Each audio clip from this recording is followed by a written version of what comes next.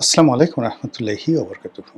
সম্মানিত দর্শক, প্রধানমন্ত্রী তারেক রহমান তার যারা শুভানুধ্যায়ী রয়েছেন, রাজনীতির অ্যালাইড সহযোগী এবং যাদের সঙ্গে বন্ধুত্ব করে তিনি বিগত নির্বাচনে তার প্রবল প্রতিদ্বন্দ্বী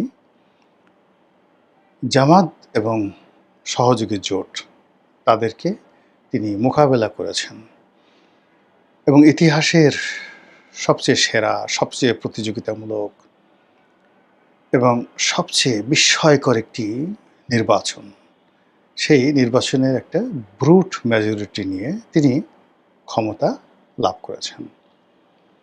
তো ক্ষমতা লাভ করার পর নানা রকম সমস্যা দেখা দিচ্ছে। প্রথম সমস্যাটা হলো ১৭ বছর বা ১৫ বছর ধরে যারা রাষ্ট্র পরিচালনা করেছেন, সেই শেখ হাসিনা। প্রতিদিন একটা না একটা যন্ত্রণা। আমি আজ আসবো, কাল আসবো, ফাঁসির মঞ্চ রেডি করো, জেলখানা রেডি করো, আবার বলে প্লেন পাঠায় দাও, আবার বলে যে আমি টুস করে ঢুকে পড়ব, আবার তাদের যারা লেসপেন্সার আছে, আওয়ামী লীগের লেসপেন্সার, তাদের মাধ্যমে নানা রকম বলি, মানে জলে স্থলে অন্তরিক্ষে। সেই লেসপেন্সার একবার বলে তাদের নেত্রী সেই বেনাপোল হয়ে আসবে, এবং বেনাপোল হয়ে যখন আসবে তখন স্বয়ং নরেন্দ্র মোদী, অমিত শাহ, তারপর মমতা ব্যানার্জি এবং বর্তমান পশ্চিমবঙ্গের মুখ্যমন্ত্রী সবাই তাকে সেই সীমান্তে নিয়ে আসবেন। আর এক দল বলছে না, সে ত্রিপুরা দিয়ে আসবে, আর এক দল বলছে না, সে জৈন্তা পাহাড় হয়ে সিলেট দিয়ে ঢুকবে। কেন সিলেট দিয়ে ঢুকবে? সিলেটে তারেক রহমান সাহেবের শ্বশুরবাড়ি, সেখানে লোকজন সবাই তারেক রহমান সাহেবকে দুলাভাই বলে। এটা শেখ হাসিনার ভীষণ রকম মাইন্ডে লেগেছে। কাজেই সে সিলেট দিয়ে ঢুকে দেখাবে যে দুলাভাইয়ের জনসমর্থন বেশি নাকি আপার জনসমর্থন বেশি। আবার বলছে যে না না, একেবারে ডাইরেক্ট ঢাকা এয়ারপোর্টে চলে আসবে, বিমানবন্দর, এবং তাকে সেলুট দিয়ে নিতে হবে। এখন এগুলো নিয়ে অনেক মানুষ ট্রল করছে, অনেক মানুষ ভয় পাচ্ছে নানা রকম। কিন্তু যাই বলেন না কেন, ক্ষমতার সিংহাসনে যারা বসেন ওটা খুব স্পর্শকাতর। ওখানে কোনো অবস্থাতে স্থির হয়ে কোনো কথা বলা যায় না। তারপরে হম্বিতম্বি দেয়া যায়, কিন্তু কোনো একটা বিষয়, it is my permanent asset, আমার বাপদাদার সম্পত্তি। জাস্ট লাইক ধরেন আমার একটা বাড়ি আছে, আমার একটা গাড়ি আছে, যেটা আমি ওন করি। ঠিক ওইভাবে ক্ষমতার চেয়ারটিকে আসলে ওন করা যায় না, কিন্তু ভাব দেখাতে হয় যেটা আমারই। তো সেক্ষেত্রে তারেক রহমান সাহেব এই ২১১ জন বা ব্রুট মেজরিটি নিয়ে তিনি রাষ্ট্র ক্ষমতা লাভ করছেন, কিন্তু এই আওয়ামী লীগের যন্ত্রণায় কোনো অবস্থাতে স্বস্তিতে থাকা যাচ্ছে না। এর বাইরে আবার জামাত জামাত যে আসলে বিএনপির সাথে কি করতেছে, সে বিএনপির সাথে কি করছে, এটা মানে বিএনপি নেতাকর্মীরা বুঝতে পারছে না। তারা বিএনপি যারা নেতাকর্মী, তাদের বক্তব্য হলো জামাত মুখে মধু অন্তরে বিষ। তারা দেখায় মূলা, ঢোকায় কচু। তারা মানে কি যে করে। এই জন্য তারেক রহমান সাহেব প্রথম দিন থেকে, যেদিন থেকে তিনি আসছেন বাংলাদেশে, একেবারে প্রথম দিন থেকে তিনি বলছেন এরা গুপ্ত গুপ্ত গুপ্ত, এরা গুপ্ত থেকে সব অপকর্ম করে। এবং তার একটা ভয় যে তার আশেপাশে হয়তো গুপ্ত আছে। এমনকি মঞ্চের সামনে যদি কেউ স্লোগান দেয়, সে বেশি স্লোগান দিলে, বেশি লাফালাফি করলে, তারেক ভাই, তারেক ভাই, দুলাভাই, দুলাভাই, এগুলো বললেও তার মনে হয় এর মধ্যে গুপ্ত আছে। তো এটা নিয়ে তিনি আসলে স্বস্তিতে থাকতে পারছেন না। তিনি বিএনপির সঙ্গে, জামাতের বিএনপির সঙ্গে এনসিপির একটা সম্পর্ক স্থাপন করার জন্য অনেক উদারতা দেখিয়েছেন। তিনি জামাতের আমিরের বাসায় গেছেন, নাহিদের বাসায় গেছেন, তারপরে চরমোনাই পীর সাহেবের বাসায় গেছেন কিনা বলতে পারবো না। তবে তিনি মোটামুটি সবার সঙ্গেই দেখা সাক্ষাৎ, কথাবার্তা, আদর আপ্যায়ন সব কিছু করেছেন। কিন্তু কোনো অবস্থাতেই তিনি স্বস্তি পাচ্ছেন না। তো এই অবস্থায় তার কাছে মনে হলো যে যে সমস্ত দলের সঙ্গে তার আজকের দিন পর্যন্ত ভালো সম্পর্ক রয়েছে, এর মধ্যে পার্লামেন্টের বেশ কয়েকটি দল যারা তাদের দলের অস্তিত্ব বিলীন করে তার সঙ্গে যুক্ত হয়েছে। আর ৩টি দল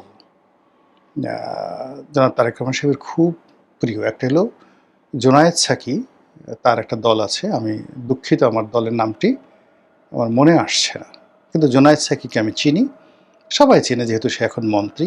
আর বাংলাদেশের অ্যাভারেজ অন্য সবার মতো নয়, সে অনেক লম্বা, তার মুখটা অনেক সুন্দর লম্বা, চুলগুলো মানে অসাধারণ, এবং সে যখন ঘাড় ঝাঁকি দিয়ে প্রেস ক্লাবের সামনে যেভাবে বক্তব্য দিতেন, মনে হতো যে তার শরীর দিয়ে, মুখ দিয়ে, চুল দিয়ে স্ট্যালিন, মাও সেতুন বের হয়ে আসছে। তো সেই মানুষটিকে জনাব তারেক রহমান সাহেব তিনি মন্ত্রী বানিয়েছেন, এমপি বানিয়েছেন, এবং তার যে জোট, সে জোটের মধ্যে রেখেছেন। ও নাম মনে পড়েছে, গণসংহতি বোধ হয়, জুনায়েদ সাকির গণসংহতি। এরপরে গণ অধিকার পরিষদ। গণ অধিকার পরিষদের দুটো পার্ট ছিল। একটা পার্ট অবশ্য এখন আর আগের মতো নেই, এখন আছে আম জনতার দল। সবাই তাকে আম তারেক বলেন, কিন্তু বেসিক্যালি তার নাম হলো তারেক রহমান। তো তারেক রহমান এখন কে যে তারেক রহমান 2 আর কে যে 1 এটা বলা যাবে না, বাট প্রধানমন্ত্রী হিসেবে তারেক রহমান সাহেব যেভাবে আলোচিত, আবার আমজনতা দলের জনাব তারেক রহমান তিনিও যথেষ্ট আলোচিত। এর বাইরে আরেকজন আছেন, তিনি হলেন বাংলাদেশ জাতীয় পার্টি বিজেপি। তো সেই দলের সভাপতি জনাব আন্দালিব রহমান পার্থ, তিনিও মানে অনেকটা জিহাদ করে আসলে বিএনপির সঙ্গে আছেন। আপনারা জানেন যে পার্থ যাকে বলা হয়, সে আওয়ামী পরিবারের জামাই, আত্মীয়। তারপর তার বাবা এরশাদ সরকারের গুরুত্বপূর্ণ মন্ত্রী ছিলেন, মেয়র ছিলেন।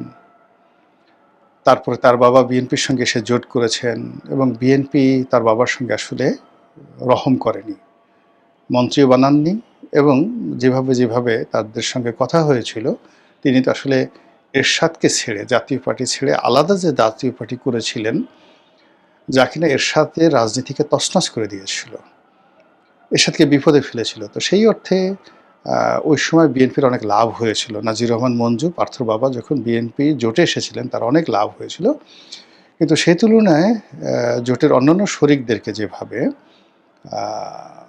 বেগম খালেদা জিয়া সম্মানিত করেছেন, সে অনুযায়ী বেচারা মঞ্জু সাহেবকে করেননি। এই জন্য তার মনে অনেক দুঃখ ছিল, কষ্ট ছিল।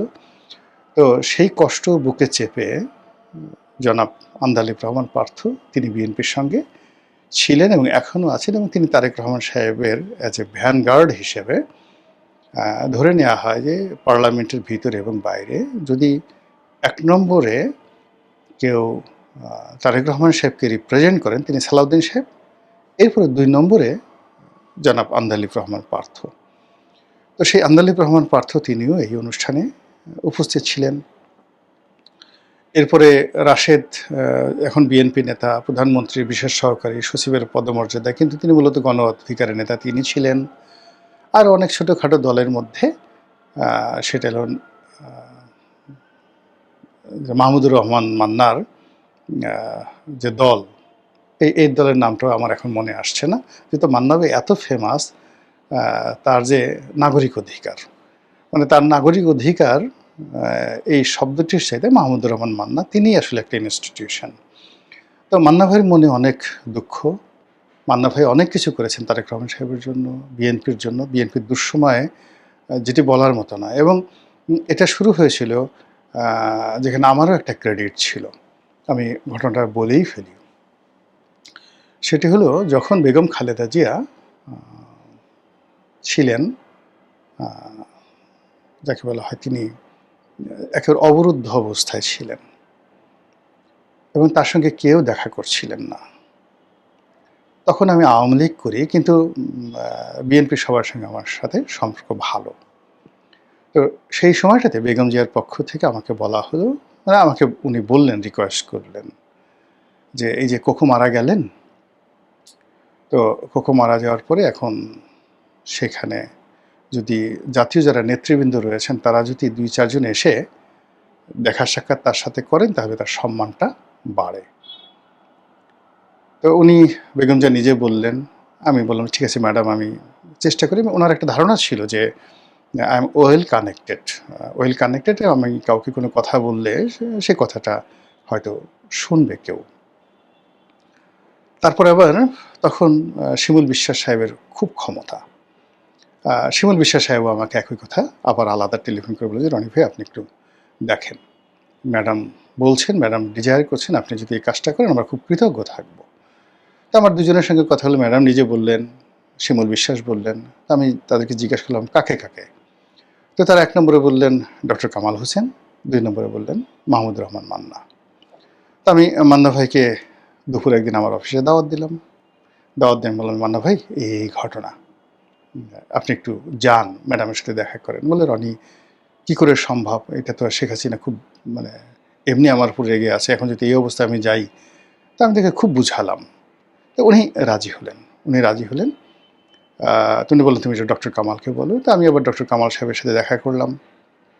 তারপরে তার অফিসে গেলাম। তিনি বললেন যে, রনি এই সমস্ত কথা তো আসলে টেলিফোনে বলা ঠিক না, আপনি আসেন। আমি ওনার অফিসে গেলাম, চেম্বারে গেলাম এবং স্যারকে আমি বুঝিয়ে বললাম যে, আমাকে বললেন যে, আচ্ছা আপনি বলেন আমার জায়গায় আপনি হলে কী করতেন। তা আমি বললাম যে, আমি তো আর আপনার জায়গায় না, ফলে আমার জায়গা থেকে আপনাকে আমি মূল্যায়ন করতে পারবো না।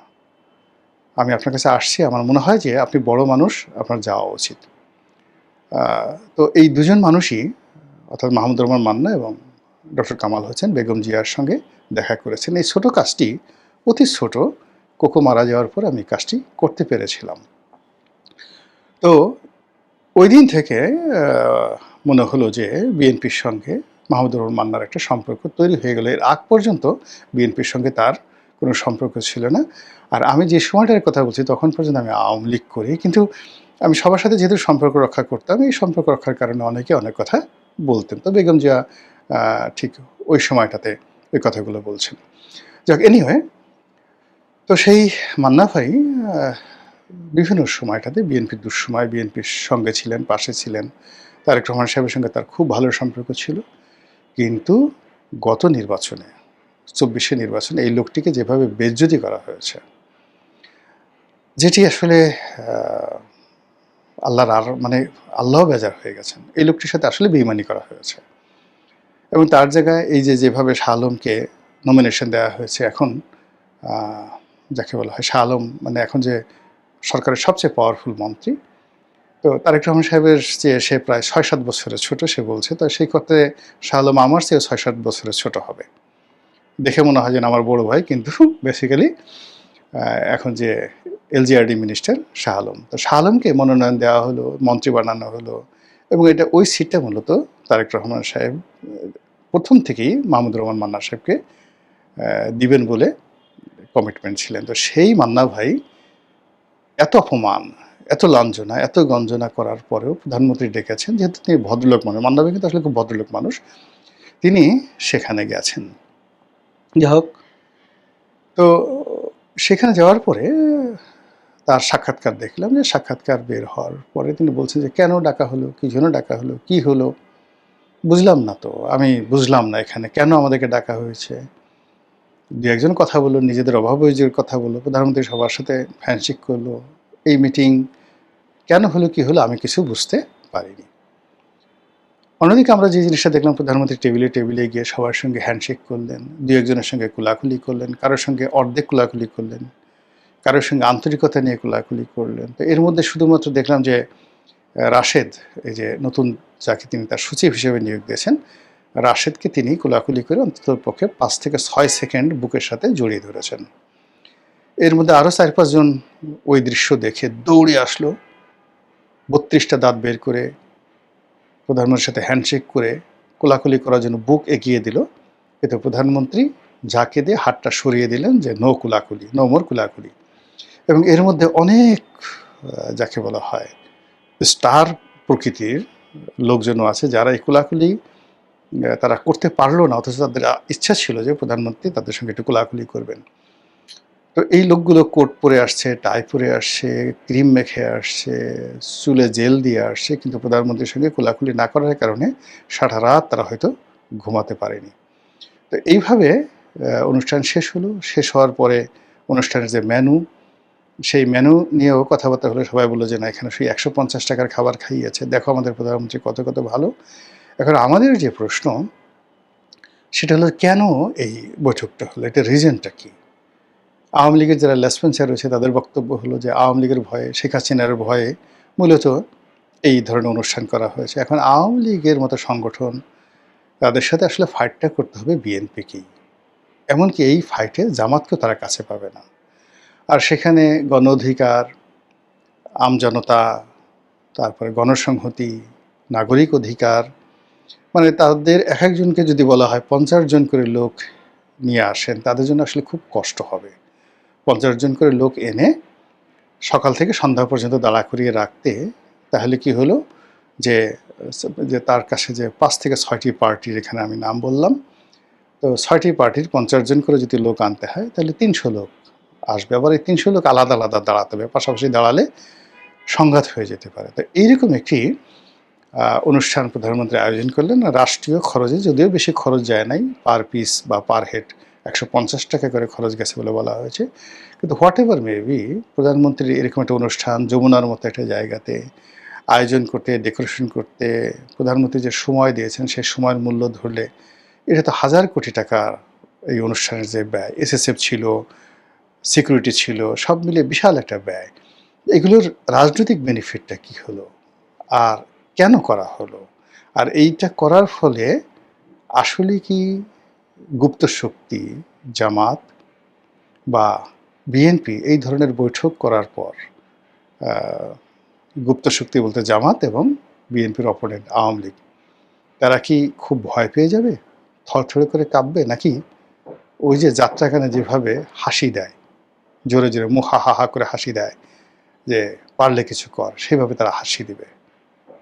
আল্লাহই জানে। মহান আল্লাহ আমাদের সবাইকে হেদায়েত দান করুন এবং হেফাজত করুন। আসসালামু আলাইকুম রহমতুল্লাহি ওয়া বারাকাতুহু।